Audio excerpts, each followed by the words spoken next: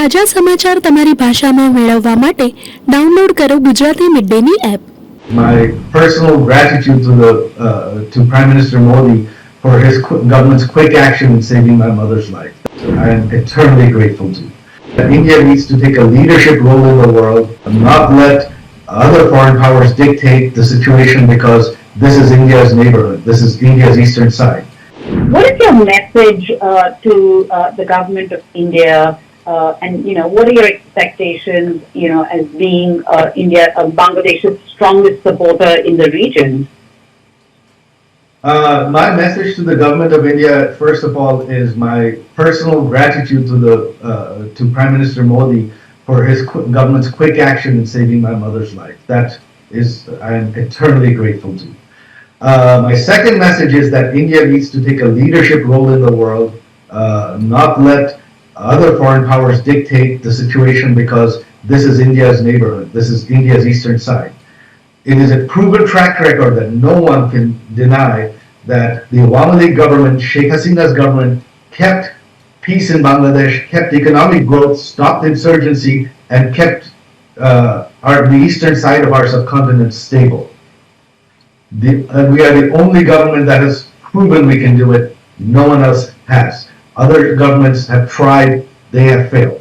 So if you want stability and security, your best bet is the Awami League. Now, obviously, you cannot directly support a party, but what you can do is support and demand democracy, which is a constitutional democracy, which is elections within 90 days. If elections are held within 90 days, I am confident that the Awami League will still win. And that is the only thing that will ensure stability in Bangladesh, security, and protection of the minorities. That is the only thing that will ensure it.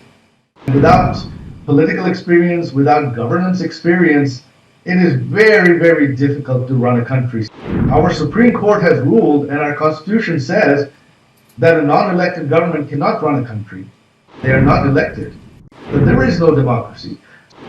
Thank you, Sajid, for talking to ANI. I really appreciate it. Now, Bangladesh on Monday woke up to news of one of the deadliest days in the history of this country.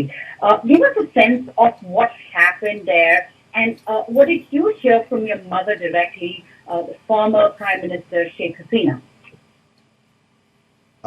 So on that night, when the protesters were marching on the Prime Minister's residence, you had the troops deployed, the military deployed on the outskirts of Dhaka city to stop the violence, but they had all been instructed not to shoot, not to use deadly force against protesters, because my mother did not want the blood of protesters on her hands.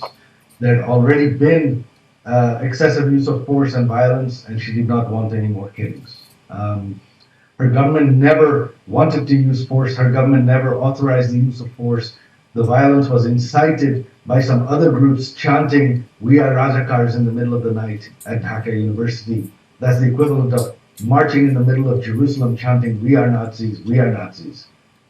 That enraged our students, who then attacked the protesters. The police got involved, tried to stop it. Some police members used excessive force. Our government had already formed a judicial committee to investigate those deaths. We had suspended the police officers. We had immediately instructed our student wing, Chhatra League, to refrain from violence, and the violence had stopped. But when they were marching on, and at that point when they were marching, when they announced that they were going to march on the Prime Minister's residence and they wanted the resignation of this government, my mother's, the Prime Minister's Special Security Force and the Prime Minister's guards, they were fully prepared to defend Ganbhavan, the Prime Minister's residence. But my mother said, if you do that, hundreds, if not thousands of demonstrators will die. So she did not want bloodshed. So instead, they took her to a secure location, and then our Air Force base. At that point, my mother told my aunt, "You get on the helicopter, I'm going to stay here." My aunt called me immediately, and I persuaded my mother to leave the country. Sure. What can you tell us something about that conversation, between a mother and a son, at a situation which had turned so hostile? The conversation was brief. What I told her is, no, you cannot stay. She said, no, I'm not leaving my country. I said, look, this is a mob now. These aren't protesters. They are armed. They've already been killing police. They've been attacking police with firearms. So, at this point, if they find you, they're going to kill you, and we do not want that. If you don't want your security forces, if you don't want your special security force to defend you and shoot back, then they're going to kill you. You have to leave the country. We have to keep you safe. Right. Now, many supporters of your mother have blamed the West for all that unfolded in Bangladesh, over this whole week. Many see a U.S. hand behind this coup, as your mother had a troubled relationship with the U.S. of sorts in the past few years. Now, even the Russians said that the United States used its resources to overthrow your mother's administration. I'd like to get your perspective. What is your sense of this whole situation and where the U.S. stands in this whole plot?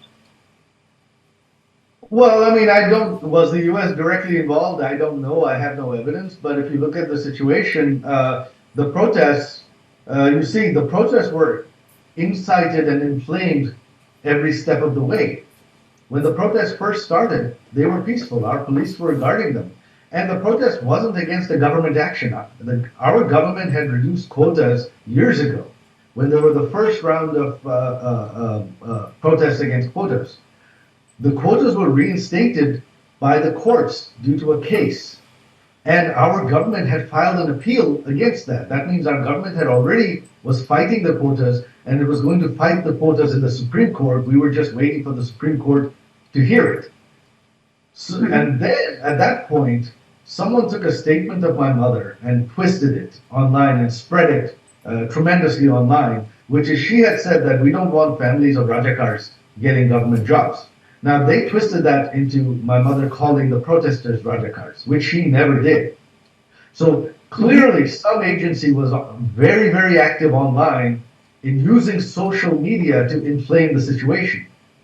Subscribe કરો Gujarati midday bell icon પર click કરીને મેળવો તમામ વિડીયોના direct notification.